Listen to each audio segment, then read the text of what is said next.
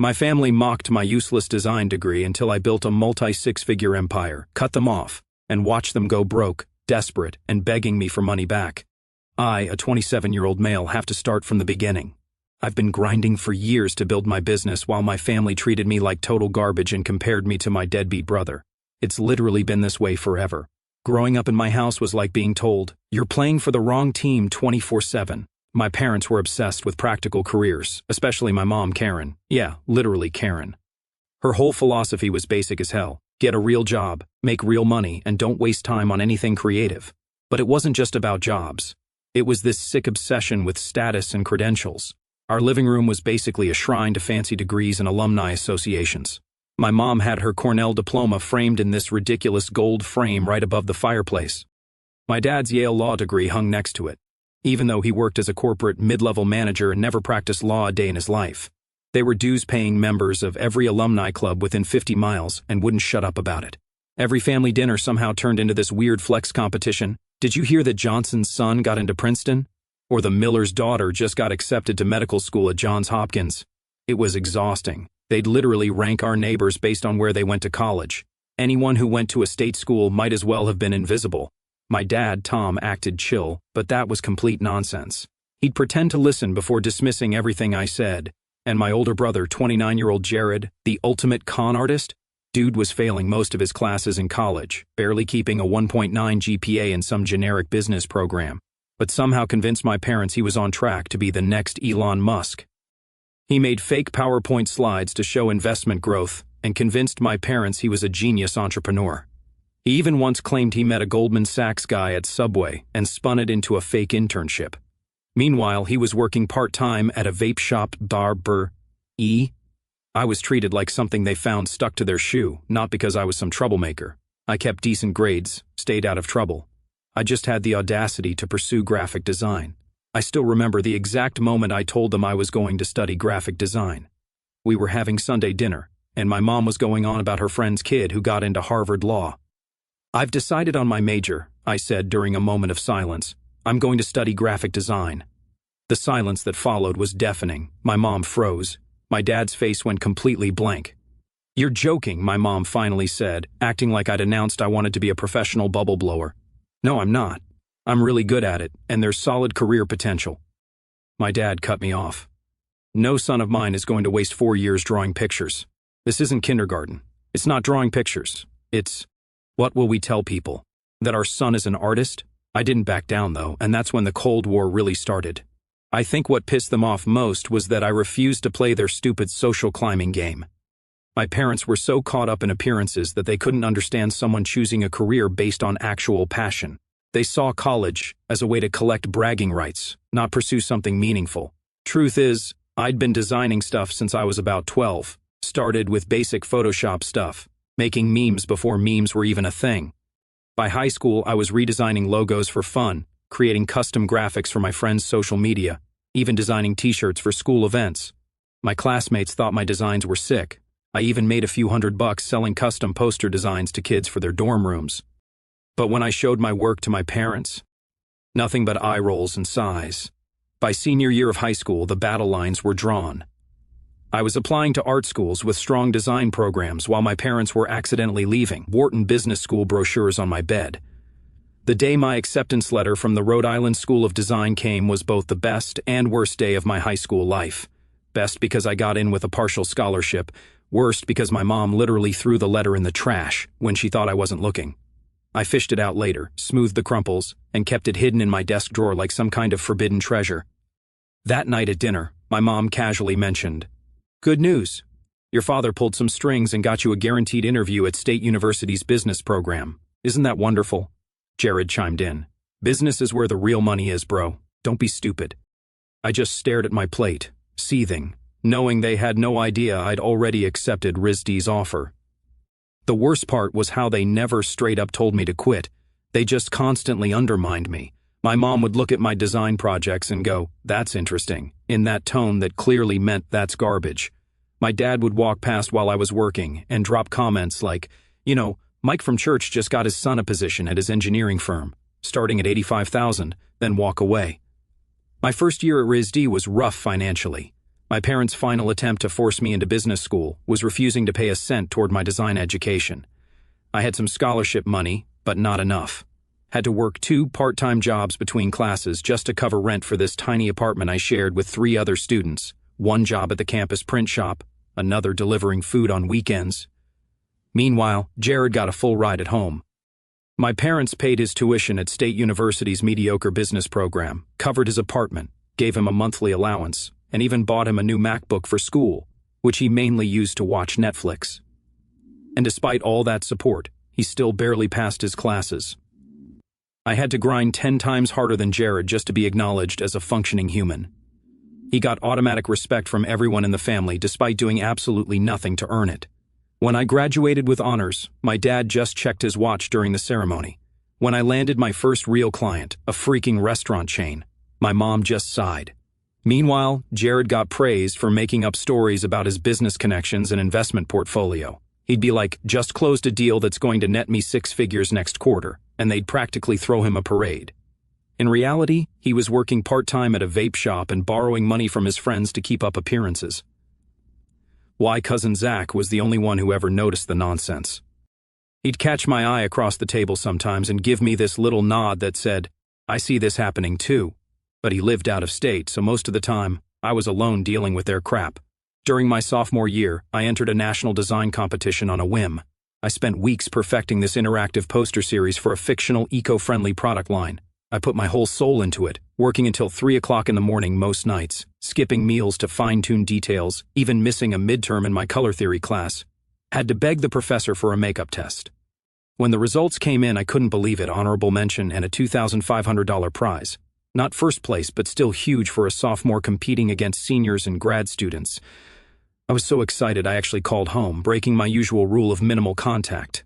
My mom answered, Hey Mom, guess what? I just won honorable mention in that national design competition, the one with over 3,000 entries. There was a pause on the line. That's nice, honey. Did you get Jared's text? He just had lunch with Dad's college roommate's son who works at Goldman Sachs. They're discussing internship opportunities. And that was it. Topic closed. My achievement instantly overshadowed by Jared's lunch. What made it worse was that Jared's big lunch meeting was complete BS. I found out later from Zach that Jared had just bumped into the guy at a sandwich shop, exchanged like 2 sentences, and then fabricated this whole career opportunity scenario. Classic Jared move. The pattern continued all through college. Every achievement of mine got downplayed while Jared's most basic functioning as a human got celebrated. I rebranded a microbrewery. Jared managed to not fail his marketing 101 class, steak dinner. By senior year, I'd stopped sharing my accomplishments entirely. What was the point?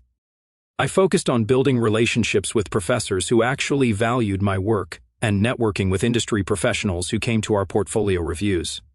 I was laying the groundwork for a career while my family was busy planning Jared's imaginary Forbes cover shoot. When graduation approached, I skipped the family dinner my parents half-heartedly suggested. Instead, I celebrated with my actual support system, my roommates, a few close friends from the design program, and 2 professors who'd become mentors. After college, things got even more twisted. I started making decent money with my design business, not yacht-buying rich, but enough to afford a nice apartment and not worry about groceries, around $75,000 a year, pretty solid for a graphic designer in my area. My first big client after graduation was this up-and-coming fitness app that needed a complete brand identity. The founder was this former athlete who'd been screwed over by a major sports brand, so he was all about supporting independent creators. We clicked right away, and he referred me to 3 other startups in his network. Suddenly, I had a real client list and steady income. That's when my parents started acting weirdly interested in my life again. My mom would call with suspicious frequency, asking detailed questions about my little design business.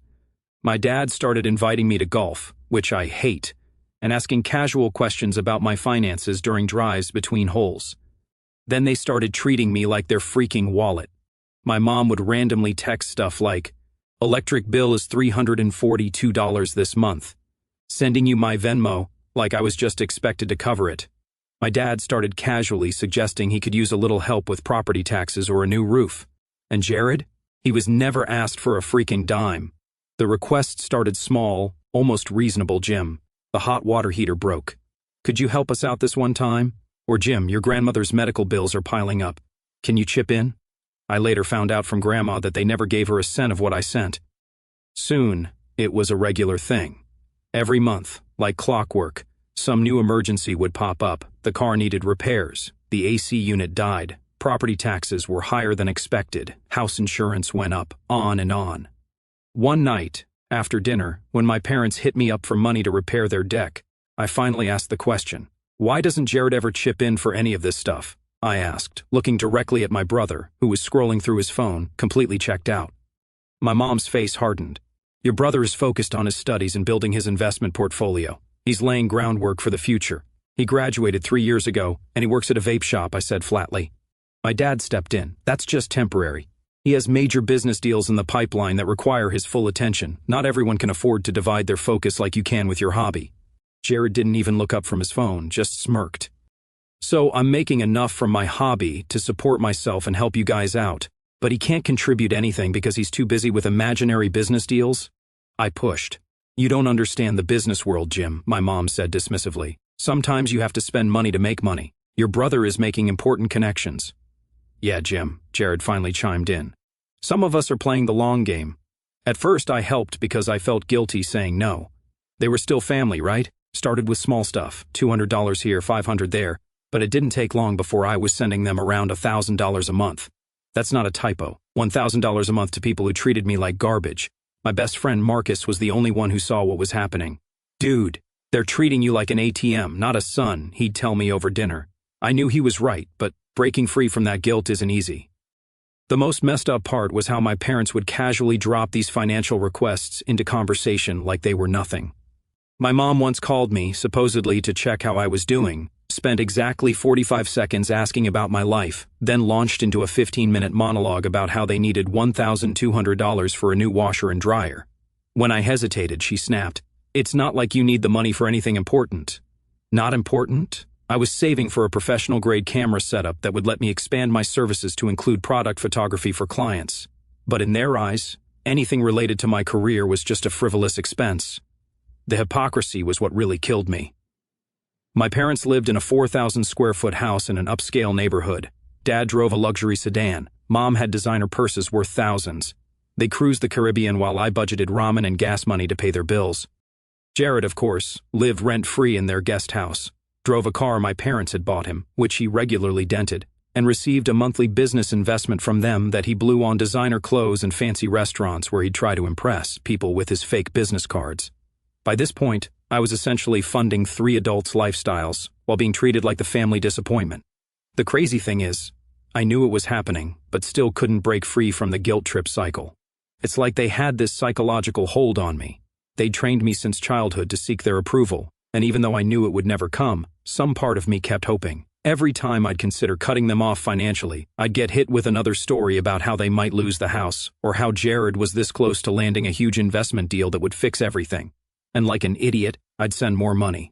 My own life was on hold. That camera equipment I wanted, postponed indefinitely. The design studio space I dreamed of renting, not happening. The advanced design courses I wanted to take to expand my skills, too expensive after covering my parents' latest crisis. It took a random comment from a client to finally make me see how messed up this situation was.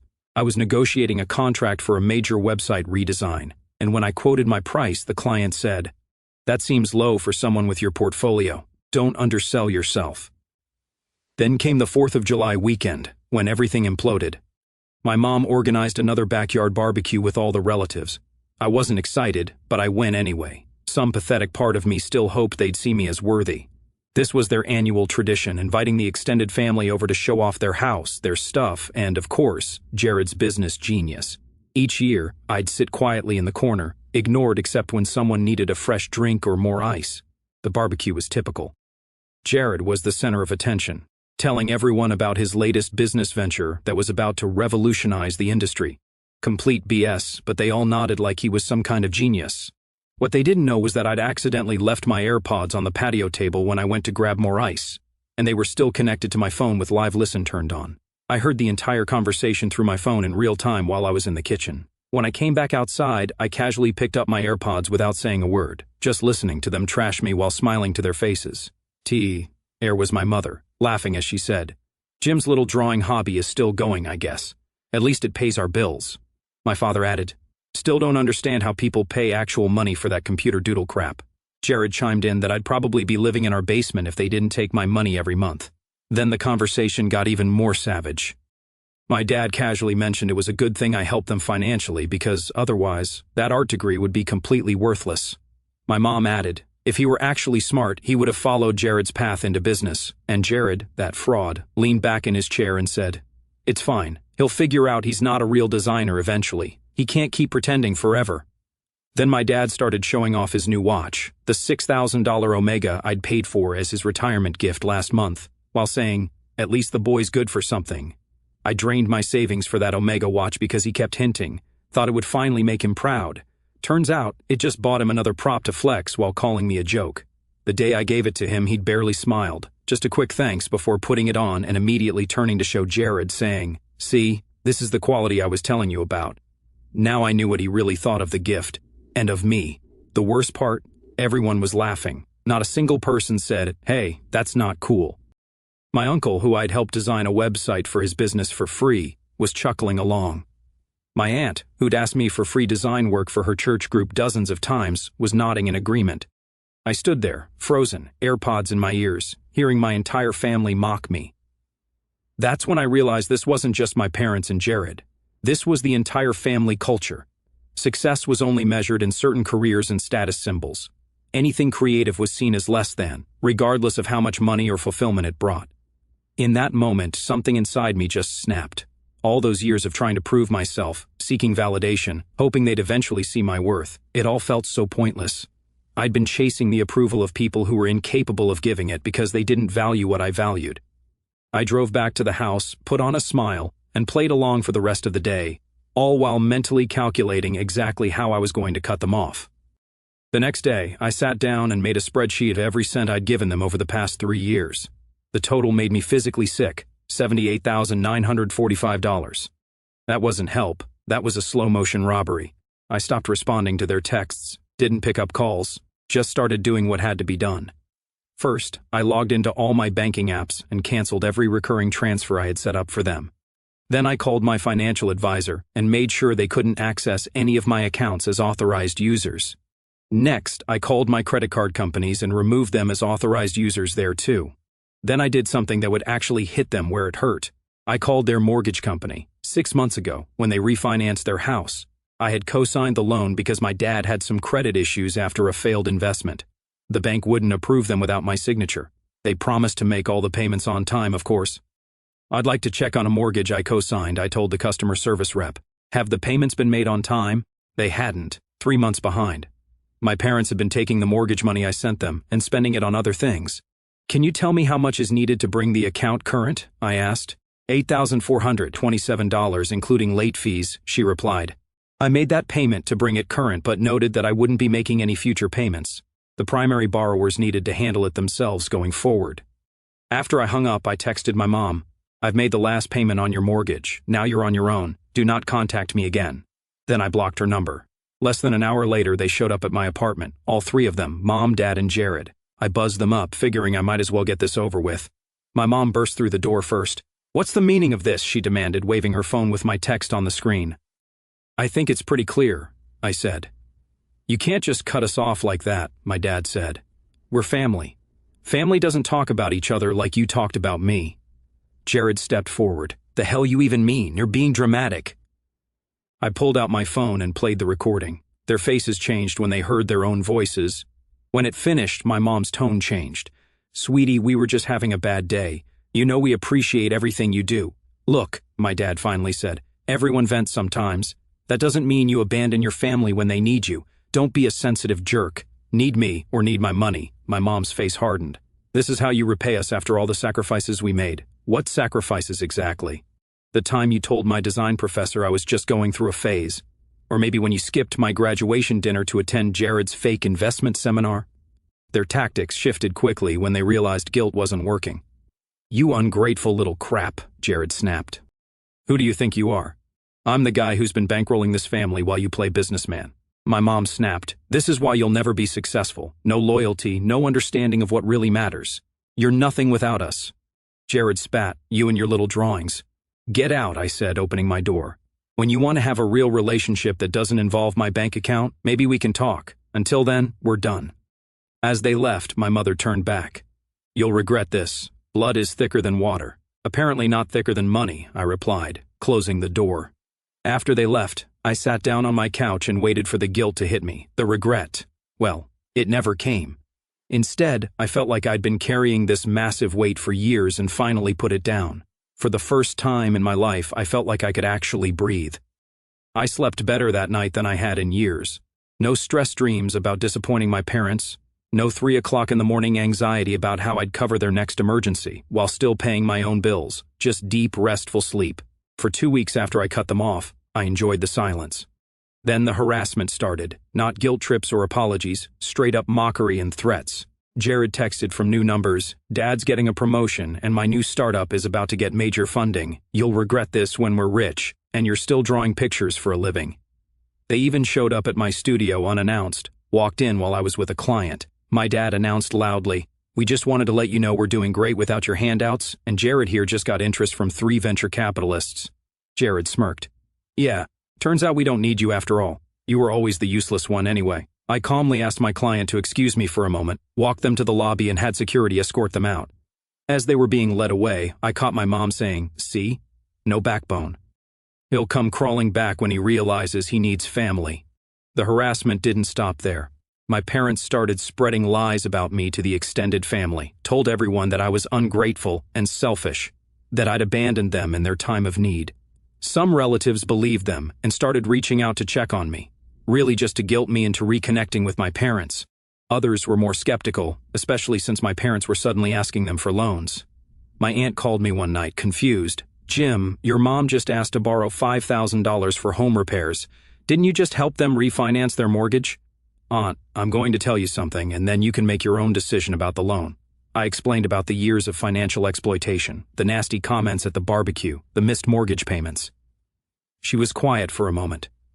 You know, your mother said similar things about your cousin Zach when he moved to Oregon, that he was abandoning the family. Now I'm starting to see a pattern. Word spread through the family. Most didn't take sides openly, but the loans my parents were requesting suddenly became harder to secure. Family gatherings got awkward as relatives realized there were 2 very different versions of reality being presented. Through it all, my parents never once apologized, never acknowledged what they'd done, just kept insisting I was the problem, ungrateful, mentally unstable, corrupted by my artistic lifestyle. Even when their stories fell apart, they doubled down rather than admit any wrongdoing. Meanwhile, I installed security cameras at my apartment and studio.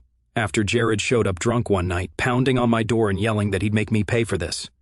I got a restraining order after he tried it a second time. The family had officially imploded. The truth was finally out in the open, and I was as cool as a cucumber. With my family out of the picture, my business freaking exploded. Simple as that. No more $1,000 monthly drain meant I could reinvest that cash directly into better equipment and marketing. I upgraded my design software and finally got that drawing tablet I'd been eyeing for months. Hired a part-time virtual assistant to handle the admin stuff I hated. Started hosting design workshops at the local co-working space, which brought in a bunch of new clients. My portfolio grew quickly because I could actually focus without constant family drama draining my energy. I landed a craft brewery account that turned into a full rebrand worth $28,000, then picked up a local tech startup that needed complete branding from logo to website. That's where I met Kai, a 32-year-old badass web developer who became both a collaborator and a good friend. Unlike my family, Kai actually respected what I did. We'd grab coffee after project meetings and talk shop for hours. Your typography work is sick, man, he told me once. That stuff you did for the brewery? That's not just design, that's art. It was weird hearing someone actually compliment my work instead of treating it like a joke. Kai started referring clients to me, and I'd bring him in on projects that needed web development. We became a killer team, able to offer clients complete packages, branding, print design, and web. By month 4, I was turning down smaller jobs because my schedule was packed with high-paying clients. I moved from working solo to subcontracting with Kai and a photographer to offer clients complete packages. I was finally building something real, a proper design studio, not just me hustling alone. The extra income and mental space let me upgrade my life too. I bought a used BMW M3, always wanted one. Put a down payment on a condo with a home office. No more renting. just straight-up ownership. For once, I was living life on my terms. No family constantly undermining me, just me focusing on my craft and watching it pay off. The funny thing is, as soon as I stopped desperately seeking my parents' approval, my confidence in my work skyrocketed. I started taking more creative risks, pushing boundaries with my designs instead of playing it safe, and clients freaking loved it. One tech startup founder told me, "Your work has this edge to it now. It's bold, distinctive." He didn't know that the edge came from finally breaking free from people who'd spent years telling me I wasn't good enough. Within 6 months of cutting my family off, I doubled my income. Not by working more hours, actually, I was working less, but by charging what I was worth and focusing on high-value clients. I invested in a proper studio space, a converted loft in an old industrial building downtown, exposed brick, huge windows, plants everywhere. A space that actually inspired creativity instead of my cramped apartment corner desk. Hired 2 junior designers to help with overflow work, brought on an actual business manager to handle the financial side since that wasn't my strength. Started an Instagram account showcasing our work that blew up, 50,000 followers in under a year. The business went from Jim the Freelancer to Vertex Design Studio, a legit operation with multiple team members and clients waiting in line to work with us. We even had to implement a waitlist because demand was so high. And my personal life improved too. Started hitting the gym regularly, reconnected with old friends I'd lost touch with during the years I was drowning in family drama, even started dating again. Met this amazing photographer named Mia at an industry event who actually thought what I did was cool. For the first time in my life, I was surrounded by people who valued me for who I actually was, not who they wanted me to be. People who saw my creativity as an asset, not a liability. During all those months, my cousin Zach kept me updated on the family situation, not that I asked, but he figured I should know. "Your parents had to cancel their country club membership," he texted one day. "Your dad's trying to sell his golf clubs on Facebook Marketplace." A few weeks later, Jared moved back in with your parents. Says it's temporary while his business deal finalizes. Then the bombshell came. Jared got arrested for running an investment scam targeting older people at their church. Not even sophisticated fraud. Just straight up taking money for fake investments and blowing it on bars. "Your mom's working checkout at Kroger now," Zach told me. Still telling everyone it's just until Jared's legal misunderstanding gets cleared up. The final news was the most telling. They've been asking literally everyone in the family for loans. Your parents owe like $30,000 to various relatives now. Nobody's getting paid back. Their golden family image was shattered. Relatives who used to worship them were comparing notes about how much money they'd been scammed out of. And there I was, booking my biggest client yet. A regional bank's complete rebrand worth $175,000. No family drama, no distractions, just pure focus on my work. I'd be lying if I said I didn't feel a tiny bit of satisfaction hearing about their downfall. Not because I wanted them to suffer, but because it validated what I'd known all along. Their whole life was built on lies and appearances. Without me funding their facade, the truth was finally visible to everyone. Jared's arrest was the final straw for most of the extended family. Turns out, he'd convinced 3 elderly church members to invest in his fake startup, taking their retirement funds and spending it all on designer clothes and fancy restaurants, where he'd try to impress potential business partners. When they started asking about returns on their investment, he kept making excuses until one of them finally contacted the authorities. My parents, true to form, refused to acknowledge reality. They told everyone it was a misunderstanding that would be cleared up any day now, that Jared was being persecuted because he was too successful, too young, and people were jealous, that he was just like Elon Musk, misunderstood by the mainstream. But this time, nobody was buying their nonsense. The church members Jared had scammed were respected pillars of the community, people who'd known my parents for decades. The evidence was overwhelming, and Jared was facing actual criminal charges. In desperation, my parents started selling off their status symbols. The luxury car got downgraded to a used sedan. Designer clothes appeared on consignment shop racks. They even put their house on the market, claiming they were downsizing for retirement rather than admitting they could no longer afford the mortgage. My mom, who had never worked a day in her life because she thought it was beneath her, had to take a cashier job at the local grocery store. My dad, who'd spent years pretending he was an executive, was now working night shifts as a security guard at an office building. Their social circle evaporated overnight. The same people they'd spent decades impressing with their fake success suddenly wanted nothing to do with them. Country club friends stopped returning their calls. Neighbors crossed the street to avoid conversation. Church members whispered when they walked by. Meanwhile, my studio was featured in a major design publication. We won 3 industry awards in 1 year. I was invited to speak at a national conference about branding strategy. Every success felt sweeter because I'd achieved it on my own terms, without their help or approval. I didn't gloat, didn't post about my success where they might see it, didn't try to rub it in their faces, just quietly built the life I wanted while they faced the consequences of their choices. But part of me was waiting for the inevitable moment when they'd finally swallow their pride and reach out. It took almost a year, but that moment finally came. Nearly a year after cutting them off, I came back from a client meeting to find my parents and Jared sitting in the lobby of my studio building. Security called up, saying they'd been there for 3 hours waiting. "Want me to escort them out?" the guard asked. "Nah, send them up," I replied. When they walked in, I barely recognized them. My dad's designer clothes were replaced with Walmart jeans and a faded polo with a coffee stain. My mom's perfect hair now showed gray roots. Jared looked the worst, unshaven, wearing a hoodie that looked slept in. I didn't offer them seats, just leaned against my desk, arms crossed. "Studio closes in 10 minutes. My dad got straight to the point. "Son, we need $38,000 by Friday or we lose the house. The bank won't extend anymore. Jared also has legal fees." My mom added, "Investment misunderstanding." "You mean fraud," I corrected. My dad cut in. "Look, we've made mistakes, we know that, but we're still family." I looked at them for a long moment, sighed deeply, walked over to my desk and sat down. "Let me look at my accounts," I said finally, opening my laptop. They looked at each other with hopeful smiles. "Maybe we can set up a payment plan," my dad suggested eagerly. "We'll pay you back every cent." I nodded thoughtfully, clicking through my banking app. "I do have some funds available, just need to move some things around." I turned the screen toward them. The 6-figure balance was more than enough to save them. Not a dime for the people who laughed behind my back. My dad was staring at the number. My mom smiled. "Oh, Jim, we knew you wouldn't abandon us." I closed the app and shut my laptop. "But I won't." Then there was awkward silence. "What do you mean?" my dad finally asked. "We're about to be homeless. Your own parents." I leaned forward. "Remember what you said after I cut you off? That you didn't need my pathetic money? That you were downsizing by choice? That I was useless anyway?" Their faces went pale. My dad's desperation turned to anger.